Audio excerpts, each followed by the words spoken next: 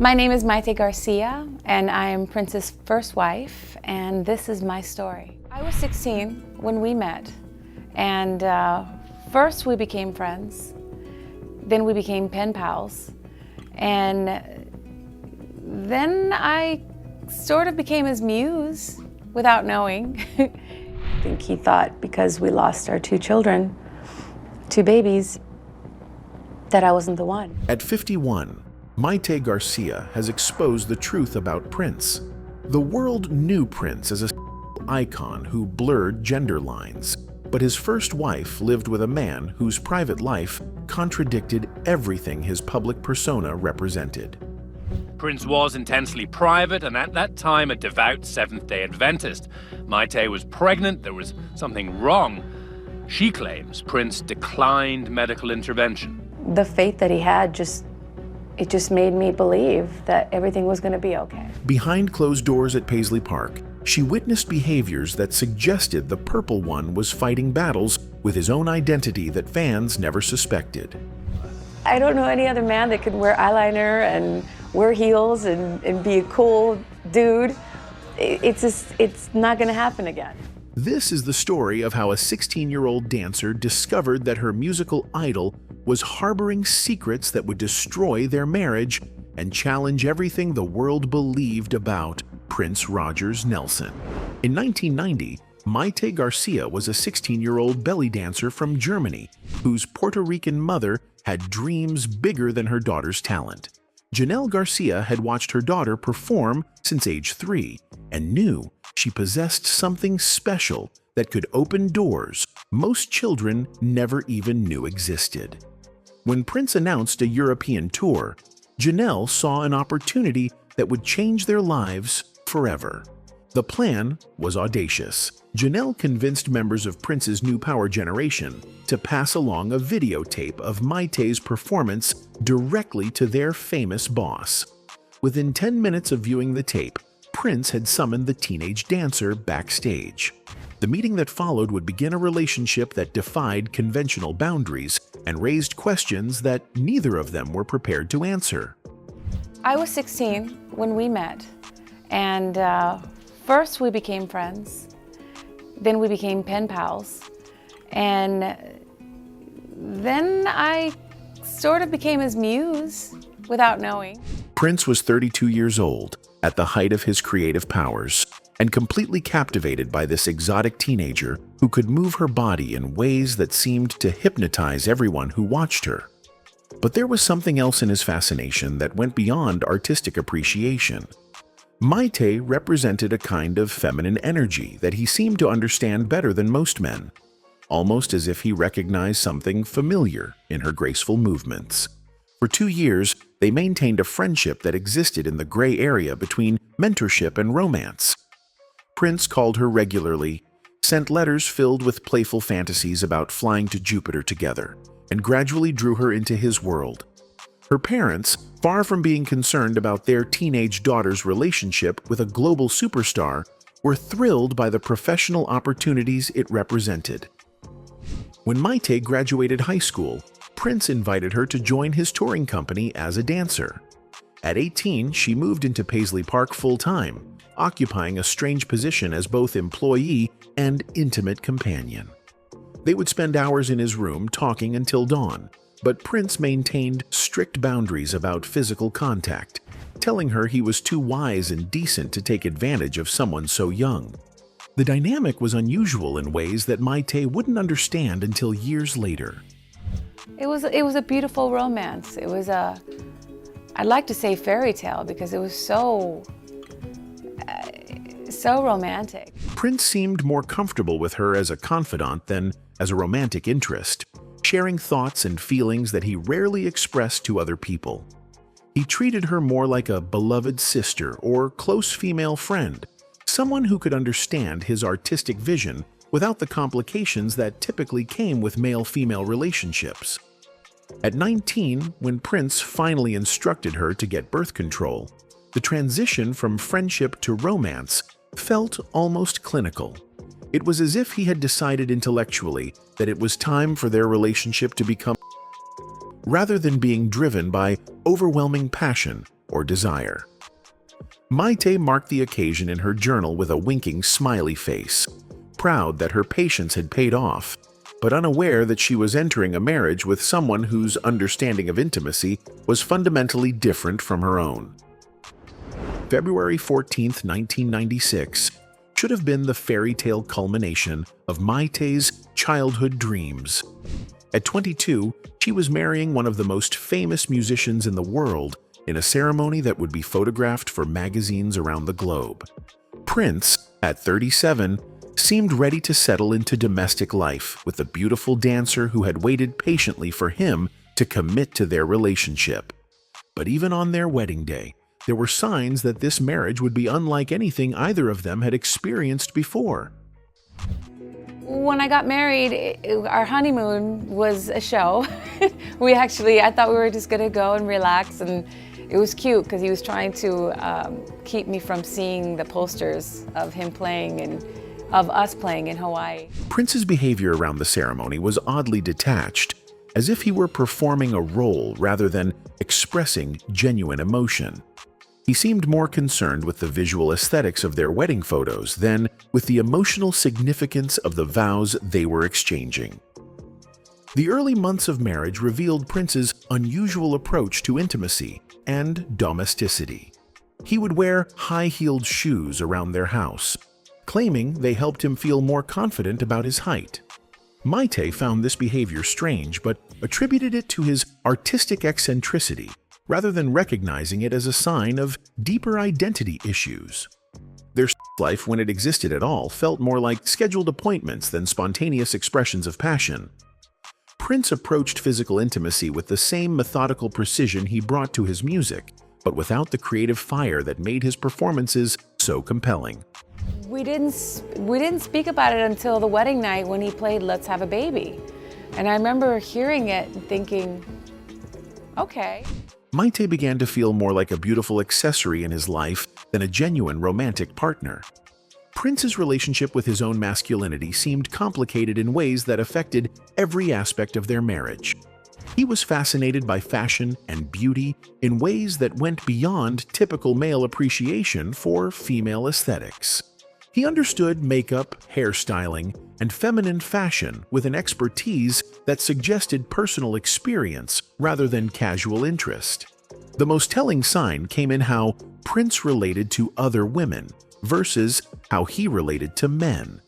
He seemed more comfortable in the company of women, understanding their emotional language and social dynamics in ways that most hetero men never mastered.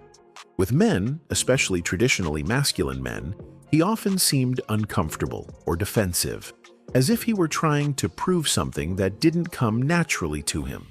Their marriage became a carefully choreographed performance for the outside world, with Prince playing the role of devoted husband while maintaining emotional distance that left Mayte feeling increasingly isolated.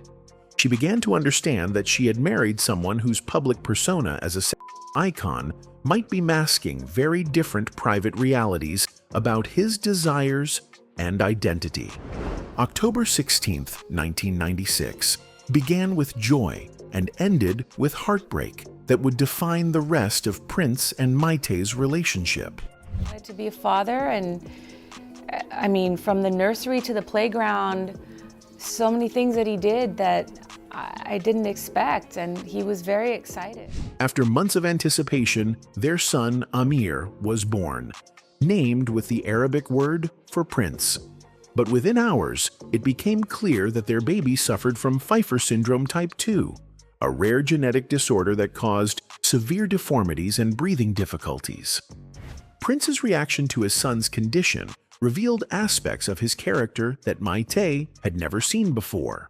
When the doctors held Amir up to the harsh hospital lights, Prince's face transformed from pure joy to what Mayte described as pure terror.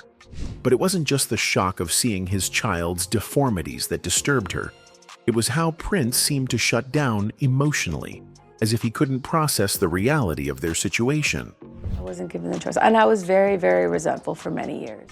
After Amir died, Prince's behavior became even more troubling.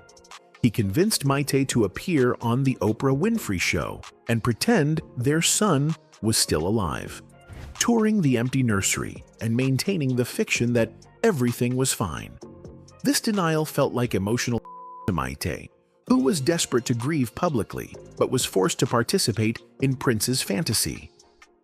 When Mayte became pregnant again shortly after Amir's death, Prince's response to her subsequent miscarriage was cold and dismissive.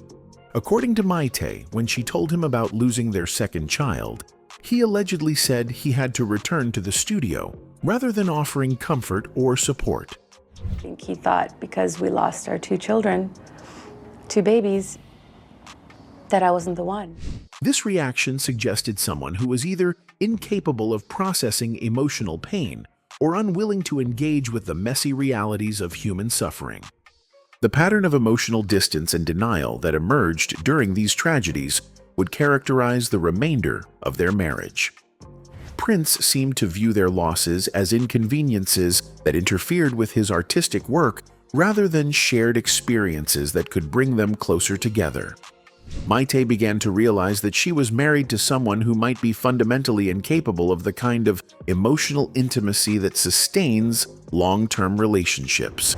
In 2001, Prince's sudden conversion to the Jehovah's Witness faith seemed to come out of nowhere. But for Mayte, it explained behaviors and attitudes that had been building throughout their marriage. His mentor in this transformation was Larry Graham, the bass player from Sly and the Family Stone, who introduced Prince to a religious framework that would reshape his entire worldview and destroy what remained of his relationship with Mayte. I feel so. We have a very close relationship. We spend a lot of time digging deep into the truth and deep into gaining more knowledge and drawing closer to our Creator, and that's very, very important. The timing of Prince's religious awakening wasn't coincidental. He was struggling with the aftermath of losing two children. His marriage was falling apart and his career was at a crossroads. But there was something else driving his embrace of a conservative Christian faith that condemned the very sexuality and gender fluidity that had defined his public image for decades. Prince's new religious beliefs created immediate conflicts with people who had been close to him for years. When Wendy Melvoin and Lisa Coleman, the lesbian couple who had been founding members of his Revolution band, tried to organize a reunion tour in 2000, Prince's response was shocking. He allegedly refused to work with them unless they publicly denounced their homosexuality and announced their conversion to the Jehovah's Witness faith. I started studying the Bible once I changed my name back, and started studying with my good friend Larry Graham. I used to play with Sly and the Family Stone, and he helped me to just look at the Bible in a very practical way. This demand revealed the depth of Prince's internal struggle with sexuality and identity. The man who had built his career on androgynous imagery and ambiguity was now embracing a religion that condemned homosexuality as sinful. For someone who had spent decades blurring gender lines and celebrating freedom, this conversion represented a complete rejection of everything he had previously stood for. Mayte found herself caught in the middle of Prince's religious transformation, which felt less like spiritual growth and more like an attempt to escape from aspects of himself that he could no longer accept.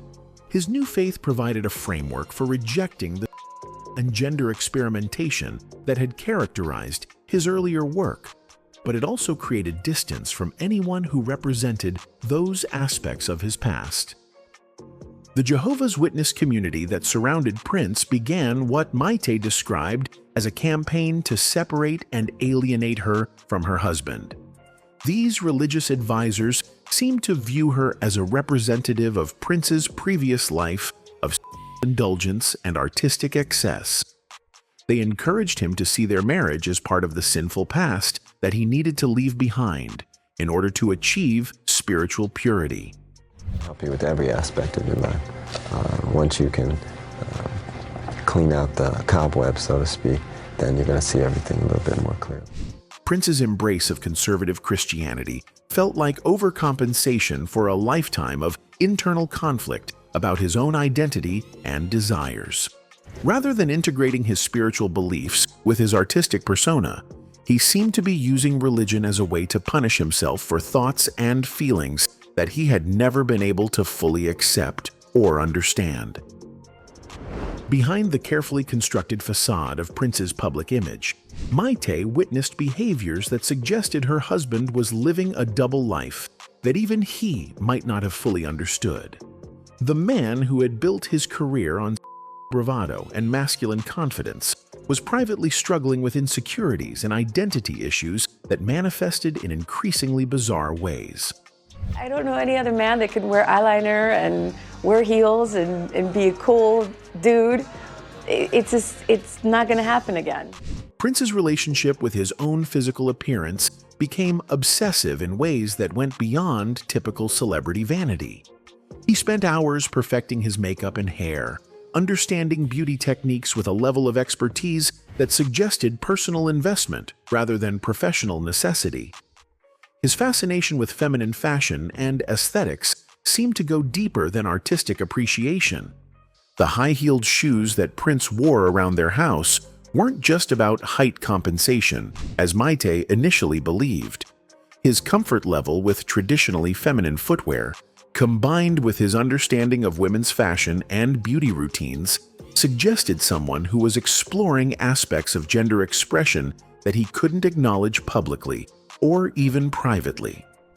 More troubling were Prince's interactions with other men, particularly those who represented traditional masculinity. He seemed either intimidated by or competitive with men who embodied conventional masculine traits, as if he were trying to prove something that didn't come naturally to him. His most comfortable relationships were with women or with men who, like him, existed outside traditional gender expectations. Mayte began to notice that Prince's legendary sexual appetite, which had been central to his public image, didn't match his behavior in their private life. Their intimate moments felt performative rather than passionate, as if he were fulfilling expected role rather than expressing genuine desire. She started to wonder if his reputation as a icon was more about image management than actual experience. The most revealing incidents involved Prince's reaction to any suggestion of homosexuality or gender nonconformity. He would become agitated and defensive in ways that suggested personal anxiety rather than simple disapproval. It's not bad. What I'm talking about. It's very spiritual in nature, and that's a God-given gift too. His later embrace of Jehovah's Witness beliefs that condemned homosexuality felt like an attempt to create distance from aspects of himself that made him uncomfortable. Prince's use, which Mayte rarely witnessed directly but suspected based on strange incidents and secretive behavior, might have been connected to his struggle with identity and authenticity.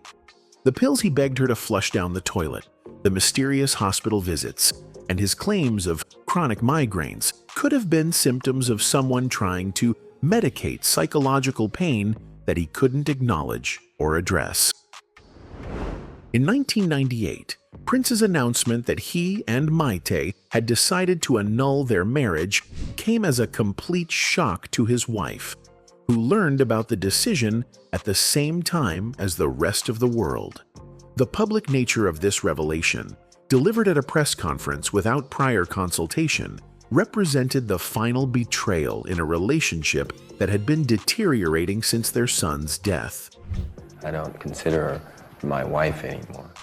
The choice of annulment over divorce was particularly cruel because it suggested that their marriage had never been valid or meaningful in the first place. Prince seemed to be attempting to erase not just their relationship, but the very existence of their shared experiences, including the death of their son. This legal maneuver felt like an attempt to rewrite history in a way that would allow him to move forward without acknowledging the pain he had caused. Mayte's devastation was compounded by the realization that Prince had already begun a relationship with Manuela Testolini, a young woman who had joined his Bible study group and represented everything that Mayte was not. Where Mayte was artistic and emotionally expressive, Testolini was conservative and religiously conventional. This contrast suggested that Prince was seeking a partner who would help him maintain his new religious identity, rather than someone who reminded him of his more complex past. The timing of Prince's romantic transition revealed the calculated nature of his decision-making. He had effectively auditioned Testolini as Mayte's replacement while still married, using his religious study group as cover for developing an emotional and eventually physical relationship with another woman. This behavior contradicted the spiritual principles he claimed to embrace through his Jehovah's Witness faith. When Prince died in 2016 from an accidental fentanyl overdose, Mayte Garcia found herself in the unique position of being the keeper of secrets that could reshape public understanding of one of music's most iconic figures. I never saw him taking. I never saw him drunk. Never. Her decision to publish her memoir represented not just personal healing, but a commitment to historical accuracy that challenged the sanitized version of Prince's life that his estate and remaining associates preferred to maintain. The revelation that Prince had struggled with his identity and used religion as a way to suppress aspects of himself that made him uncomfortable provided context for behaviors that had seemed contradictory throughout his career. His embrace of androgynous imagery and celebration of fluidity wasn't just artistic experimentation. It was the expression of someone who was exploring parts of himself that he couldn't fully accept or understand. The impact of Prince's repressed extended beyond his personal relationships to affect his artistic legacy. His greatest creative periods coincided with times when he was most willing to explore gender boundaries and ambiguity. His attempt to suppress these aspects of himself in later years corresponded with a decline in his artistic innovation and cultural relevance. The reaction to Mayte's memoir revealed the ongoing discomfort that many people feel when confronted with the complexity of human and identity. Some fans and critics accused her of exploiting Prince's memory for personal gain, but her revelations actually provided a more complete and compassionate understanding of someone who had been struggling with impossible internal contradictions. At 51, Mayte Garcia's decision to reveal the truth about Prince represented her own liberation from decades of keeping secrets that had protected his image at the expense of her own healing. Her willingness to speak honestly about their relationship, including its darkest and most complicated aspects, finally allowed her to process the trauma of losing both her son and her marriage to someone who couldn't accept himself. The ultimate tragedy of Prince's life wasn't just that he died too young, but that he spent so much of his time trying to be someone other than who he truly was. Mayte's revelation suggested that if he had been able to accept and integrate all aspects of his identity, he might have found the peace and happiness that eluded him throughout his adult life, and the world might have continued to benefit from the creative genius that emerged when he was most authentically himself. Anyway, that's it for the video, folks. Bye.